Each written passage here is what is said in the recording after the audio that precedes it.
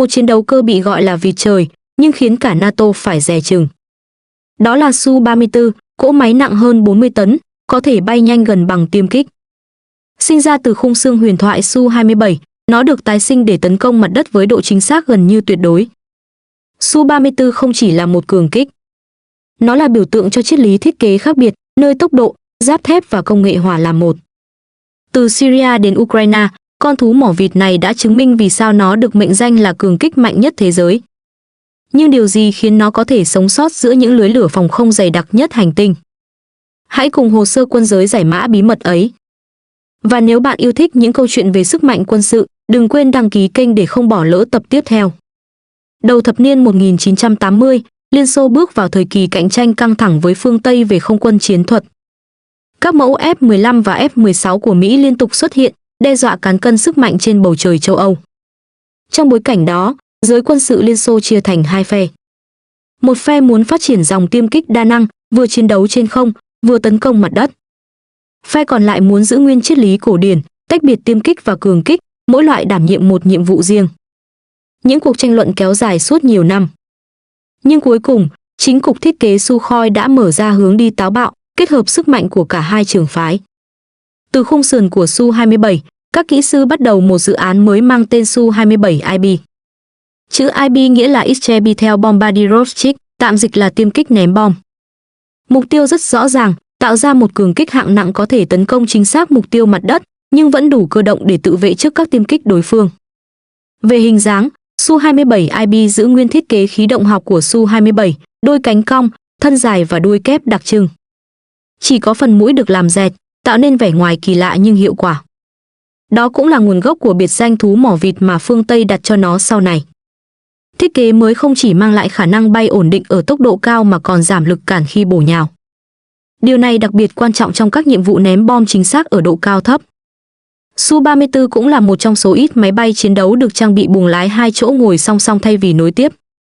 Cấu trúc này giúp hai phi công dễ dàng phối hợp trong các nhiệm vụ dài, đồng thời chia sẻ khối lượng công việc phức tạp. Không chỉ rộng rãi, buồng lái của Su-34 còn được điều áp hoàn toàn. Phi công có thể bay hàng giờ mà không cần đeo mặt nạ dưỡng khí, một cải tiến vượt xa các thế hệ cũ. Thậm chí, trong các chuyến bay dài, họ có thể đứng dậy duỗi người, pha trà hoặc ăn nhẹ ngay trong khoang. Phía dưới lớp kính dày là một vỏ giáp titan nặng gần 1,5 tấn.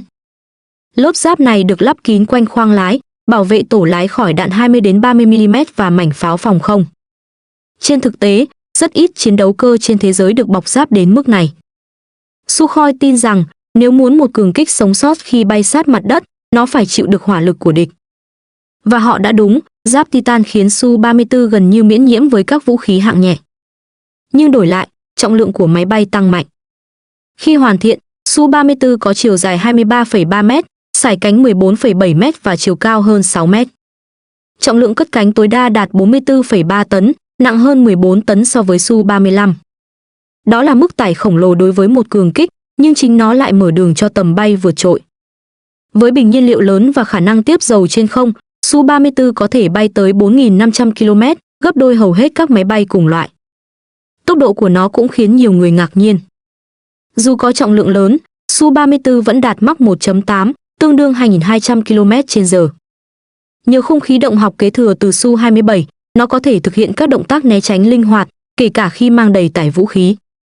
Đó là điều mà hầu hết các cường kích khác, kể cả F-15E hay Tornado GR4, khó có thể làm được. Cấu trúc bên trong của Su-34 được thiết kế cho sự cân bằng giữa ổn định và sức mạnh. Khung sườn bằng hợp kim nhôm, titan được gia cường ở các điểm chịu tải lớn. Phần đuôi tích hợp hai động cơ phản lực An-31 FM1, cung cấp lực đẩy khổng lồ giúp máy bay đạt tốc độ siêu âm mà vẫn tiết kiệm nhiên liệu. Các kỹ sư còn bổ sung hệ thống điện tử hàng không hiện đại, ghế phóng K36DM có thể cứu phi công ở bất kỳ độ cao nào, kể cả khi máy bay nằm úp xuống. Năm 1991, khi Liên Xô tan rã, dự án Su-27IB tưởng như bị chôn vùi. Tình hình kinh tế khiến ngân sách quốc phòng Nga sụp đổ.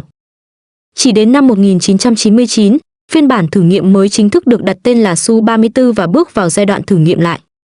Phải mất thêm 6 năm, đến 2005, Su-34 mới được đầu tư sản xuất nghiêm túc.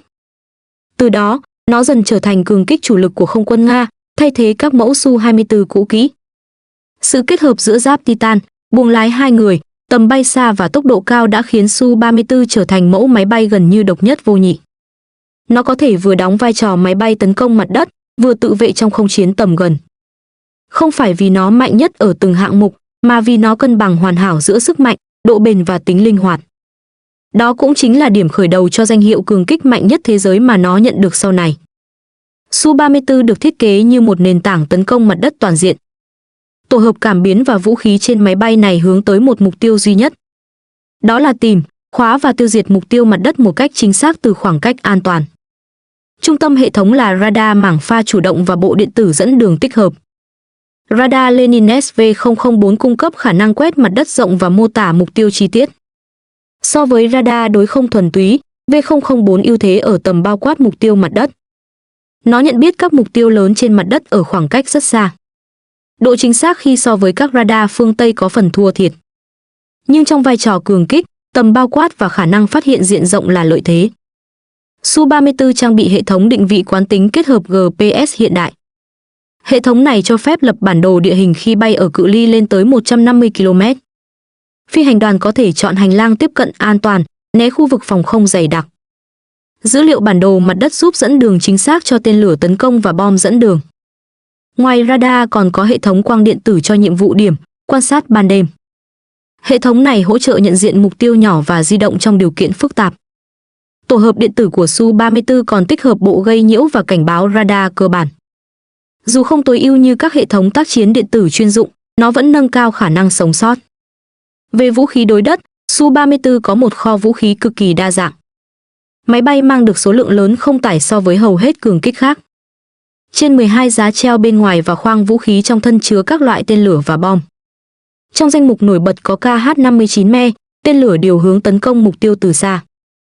KH-59M đạt tầm bắn hàng trăm cây số, cho phép phóng ngoài tầm hiệu quả phòng không. KH-59MK là biến thể chống hạm, dùng cho tác chiến trên biển với cự ly dài hơn. Ngoài ra Su-34 có thể mang KH-29 cho nhiệm vụ tấn công điểm với sai số nhỏ. Với bom điều hướng và bom phản lực, máy bay thực hiện tiêu diệt chính xác điểm cố định. Một trong những mối đe dọa lớn nhất là tên lửa hành trình tầm xa. Su-34 có khả năng mang và phóng tên lửa hành trình tầm xa như KH-55. KH-55 có tầm bắn lớn, có thể được dùng cho nhiệm vụ chiến thuật đặc biệt. Khả năng này biến Su-34 thành nền tảng tấn công có tầm tác chiến chiến lược. Khi kết hợp cùng hệ thống dẫn đường chính xác, Su-34 có thể tiêu diệt các mục tiêu quan trọng sâu sau tuyến. Chiến thuật sử dụng vũ khí là điểm mấu chốt. Phi hành đoàn thường tiến hành trinh sát bằng radar và cảm biến quang. Sau khi xác định mục tiêu, máy bay chọn khoảng cách phóng phù hợp. Khi có thể, Su-34 phóng tên lửa dẫn đường từ ngoài tầm bao phủ của phòng không. Nếu không thể, nó phóng bom điều hướng hoặc dùng đòn tấn công bổ nhào ở độ cao thấp. Bay thấp giúp tránh radar đối phương nhưng tăng rủi ro chịu hỏa lực vũ khí nhỏ. Đó là lý do giáp Titan quanh buồng lái trở thành nhân tố sống còn. Khả năng mang tải lớn cũng cho phép bố trí hỗn hợp vũ khí đa dạng. Phi hành đoàn có thể mang tổ hợp tên lửa đối đất và tên lửa đối không tầm ngắn. Điều này giúp Su-34 tự vệ trong trường hợp bị tiêm kích phát hiện bất ngờ. Trong thực chiến, Su-34 thường mang tên lửa tầm xa làm nhiệm vụ chính. Nhưng để đối phó tình huống bất ngờ, nó vẫn có thể phóng R-73 ở cự ly gần. Sự linh hoạt này khiến Su-34 ít bị phụ thuộc vào hộ tống tiêm kích trong nhiều nhiệm vụ. Tuy nhiên, hệ thống vũ khí và cảm biến của Su-34 có những giới hạn. Radar V004 có độ phân giải đối không thấp hơn một số radar phương Tây. Điều này ảnh hưởng tới phát hiện mục tiêu hàng không tầm xa và khóa mục tiêu chính xác. Hệ thống tác chiến điện tử cũng không bằng tổ hợp hiện đại của F-15E hoặc F-35. Trong môi trường có sự hỗ trợ điện tử mạnh, Su-34 cần phối hợp với máy bay chuyên dụng. Đổi lại, Su-34 đạt ưu thế ở nhiệm vụ đánh phá mục tiêu mặt đất quy mô lớn. Thực chiến chứng minh năng lực tấn công đối đất của Su-34. Tại Syria, nó thực hiện các phi vụ oanh tạc chính xác vào mục tiêu nhóm phiến quân. Khả năng phóng tên lửa tầm xa giúp giảm rủi ro cho phi công. Ở Ukraine, Su-34 thể hiện khả năng tiêu diệt các mục tiêu cơ giới và hệ thống hỏa lực. Nhưng khi đối mặt mạng lưới phòng không dày đặc, tổn thất xuất hiện. Các lần bị bắn hạ cho thấy giới hạn về tác chiến điện tử và phòng vệ chủ động. Tóm lại, tổ hợp cảm biến và vũ khí của Su-34 tối ưu cho tấn công chính xác từ cự ly an toàn. Nó vận dụng tầm bay, tốc độ và tải vũ khí để thực hiện đòn đánh sâu và nhanh. Những điểm yếu về radar đối không và tác chiến điện tử không xóa nhòa ưu thế đối đất. Trong vai trò cường kích hiện đại, Su-34 là một nền tảng hiếm hoi đạt sự cân bằng này. Su-34 được thiết kế chủ yếu cho nhiệm vụ đối đất, nhưng nó vẫn có khả năng tự vệ đáng kể. Khung khí động học thừa hưởng từ Su-27 cho phép máy bay thực hiện các thao tác né tránh linh hoạt. Khi cần, Su-34 có thể chuyển nhanh từ trạng thái tấn công sang chống trả mục tiêu trên không. Trang bị tiêu chuẩn gồm pháo 30mm GSH-31 với 180 viên, đủ để gây sát thương tức thì ở khoảng cách cực gần. Hệ thống tên lửa không đối không tầm ngắn R-73 cho phép phản ứng nhanh khi bị tiêm kích áp sát. Ngoài ra, Su-34 có thể mang thêm tên lửa tầm trung và tầm xa trên các giá treo còn lại nếu nhiệm vụ yêu cầu. Tuy nhiên, Su-34 không phải là tiêm kích thuần túy. Hệ thống điện tử hàng không và radar đối không của nó không đi trước so với một số đối thủ phương Tây. Radar Lenin SV004 tập trung vào nhiệm vụ mặt đất và có giới hạn khi quét mục tiêu nhỏ trên không. Hệ thống tác chiến điện tử của Su-34 đủ để giảm nguy cơ bị khóa mục tiêu, nhưng không bằng các tổ hợp chuyên dụng. Trong các trận đối đầu quy mô cao với tiêm kích đa năng hiện đại, Su-34 thường ở thế phòng thủ. Đó là lý do nó vẫn cần hộ tống khi hoạt động trong không phận bị tranh chấp mạnh. Thực tế chiến trường phơi bày cả sức mạnh lẫn giới hạn. Tại chiến dịch Syria, Su-34 tỏ ra cực kỳ hiệu quả với nhiệm vụ hỗ trợ trên không. Khả năng mang nhiều loại vũ khí điều khiển cho phép tiêu diệt mục tiêu di động và cố định chính xác. Tầm bay và khả năng tiếp nhiên liệu trên không giúp duy trì áp lực trên khu vực mục tiêu. Ngoài ra, giáp Titan quanh khoang lái tăng cơ hội sống sót khi bị hỏa lực hạng nhẹ đánh trúng. Kết quả là Su-34 được lựa chọn làm nền tảng tấn công chủ lực trong các chiến dịch không đối xứng. Ngược lại, chiến trường Ukraine đưa ra thử thách khác. Đối thủ là một lực lượng quân đội quốc gia có tổ chức và hệ thống phòng không tương đối hiện đại. Su-34 đã thực hiện nhiều phi vụ tiêu diệt mục tiêu mặt đất và cơ giới. Tuy nhiên, những lần tổn thất cho thấy phòng không tích cực vẫn có hiệu quả chống lại nó. Một số chiếc Su-34 bị bắn hạ bởi hỏa lực phòng không hoặc bị trúng tên lửa đối không. Những sự kiện này nhắc nhở rằng tầm hoạt động thấp và tấn công trực tiếp luôn tiềm ẩn rủi ro lớn. Khả năng phòng vệ chủ động của Su-34 có thể được nâng cấp.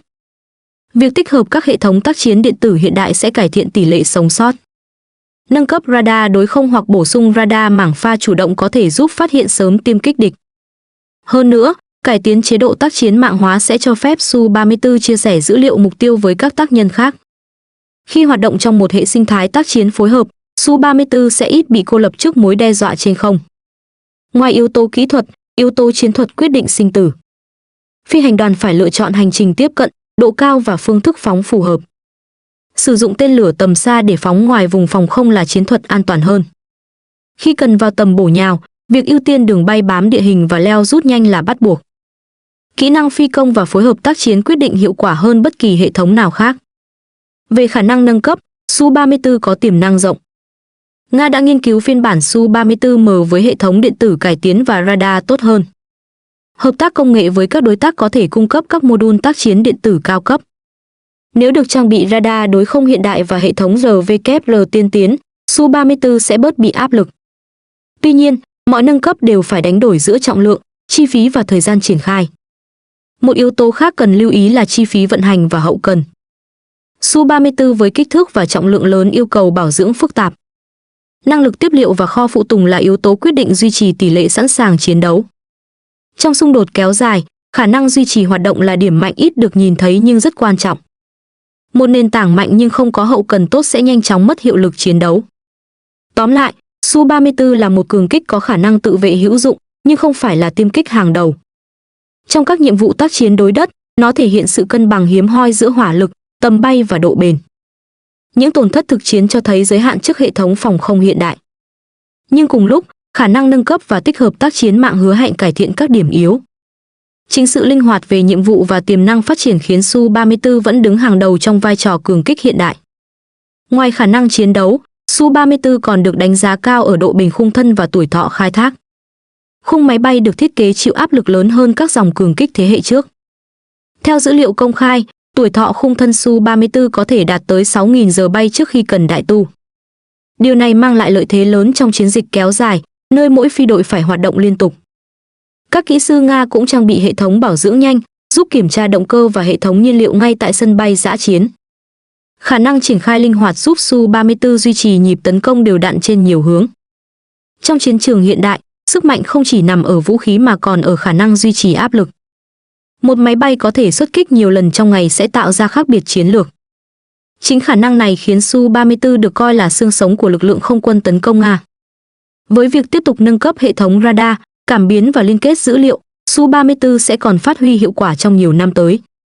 Từ những cải tiến kỹ thuật đến kinh nghiệm thực chiến, Su-34 đang dần hoàn thiện vai trò của mình, không chỉ là cường kích, mà là biểu tượng của khả năng thích nghi và bền bỉ trong chiến tranh hiện đại. Trải qua hơn 3 thập kỷ, Su-34 không chỉ là một chiếc máy bay. Nó là kết tinh của triết lý thiết kế Nga, bền bỉ, thực dụng và sẵn sàng thích nghi. Từ một khung xương Su-27 được tái thiết, Sukhoi đã tạo ra một chiến đấu cơ tấn công mặt đất mạnh nhất mà Nga từng sở hữu.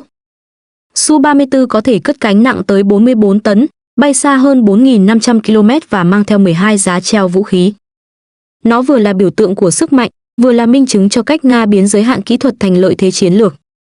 Không giống những tiêm kích đa năng phương Tây, Su-34 chọn con đường riêng. Nó không cần giành ưu thế trên không bằng tốc độ cực đại hay điện tử vượt trội. Thay vào đó, Su-34 tập trung vào khả năng sống sót và hỏa lực tấn công chính xác. Trên chiến trường, nó giống một chiến binh nặng giáp, không nhanh nhất, nhưng bền bỉ nhất. Radar Leninets, buồng lái bọc giáp, giáp titan và tầm bay dài khiến nó có thể chiến đấu trong môi trường mà nhiều máy bay khác không thể tồn tại. Tại Syria, Su-34 từng làm thay đổi cục diện nhiều chiến dịch. Chỉ vài phi vụ oanh tạc đã đủ phá hủy các căn cứ kiên cố của tổ chức phiến quân. Còn tại Ukraine, dù đối mặt hệ thống phòng không dày đặc, Su-34 vẫn chứng minh khả năng duy trì áp lực tấn công dài ngày. Những tổn thất trong chiến trường thực sự không phủ nhận được sức mạnh tổng thể của nó. Ngược lại, chúng cho thấy giới hạn của bất kỳ cỗ máy nào khi đặt trong môi trường chiến tranh hiện đại. Sức mạnh của Su-34 không nằm ở một chi tiết cụ thể, mà ở sự kết hợp hoàn hảo giữa tốc độ, tầm xa, tải trọng và giáp bảo vệ. Nó là câu trả lời của Nga cho câu hỏi, làm thế nào để tạo ra một máy bay tấn công vừa mạnh, vừa sống sót. Khi nhìn vào Su-34, ta thấy sự tiếp nối của triết lý thiết kế Liên Xô, ưu tiên sức chịu đựng, đơn giản và hiệu quả. Đó là lý do dù nhiều năm trôi qua, nó vẫn giữ vị trí đặc biệt trong biên chế của không quân Nga. Nhưng câu chuyện chưa dừng lại ở đây. Phiên bản Su-34M đang được phát triển với radar mảng pha chủ động, điện tử hiện đại và khả năng kết nối mạng tác chiến. Nếu thành công, nó sẽ đưa Su-34 tiến gần hơn đến chuẩn của thế hệ 4.5. Khi đó, thú mỏ vịt sẽ không chỉ là cường kích, mà là nền tảng tấn công đa nhiệm có thể hoạt động trong mọi điều kiện thời tiết và chiến trường. Với tất cả những điều đó, Su-34 xứng đáng với danh hiệu cường kích mạnh nhất thế giới.